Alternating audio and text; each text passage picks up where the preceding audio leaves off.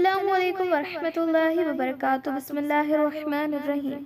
ए ईमान वारो जॾहिं कंहिं काफ़िर टोले सां मुंहुं मुक़ाबिल थियो यानी जंग विड़ो त साबित कदम रहो ऐं अल्लाह खे घणो यादि करियो त मन अव्हां कामयाब थियो ऐं अल्लाह ऐं संदसि रसूल जी अताअत करियो ऐं पाण में तकरार यानी झगड़ो न करियो वरना तव्हांजी हिम्मत टुटी पवंदी ऐं अव्हां जे इत्तिफ़ाक़ ऐं यकजहती जी हवा निकिरी वेंदी। साबित कदमीअ वक़्तु के मुश्किलातूं अचनि या घबराहट थिए त उन वक़्तु सब्र खां कम वठो। बेशक अल्लाह सब्र करण वारनि सां गॾु आहे ऐं तव्हां उन्हनि बदर वारे काफ़िरनि वांगुरु न थियो जेके पंहिंजनि घरनि मां तकब्बुर लाॾ कोॾ सां ऐं माण्हुनि जे ॾेखाव वास्ते निकिता ऐं माण्हुनि खे अल्लाह जी राह खां रोके रहिया हुआ ऐं हू काफ़िर जेकी कुझु कनि था अल्लाह उन खे चङी तरह घेरो कंदड़ आहे। ऐं जॾहिं शैतान उन्हनि काफ़िरनि खे संदसि अहमाल सिंगारे ॾेखारिया ऐं चयाईं त अॼु अव्हां ते इंसाननि मंझां को बि सोभारो नथो थी सघे यकीनन आउं अव्हां जो मददगार आहियां। पोइ जॾहिं ॿई टोला हिक ॿिए जे आम्हूं साम्हूं थिया त हू कुड़िन ते ज़ोर ॾेई वठी भॻो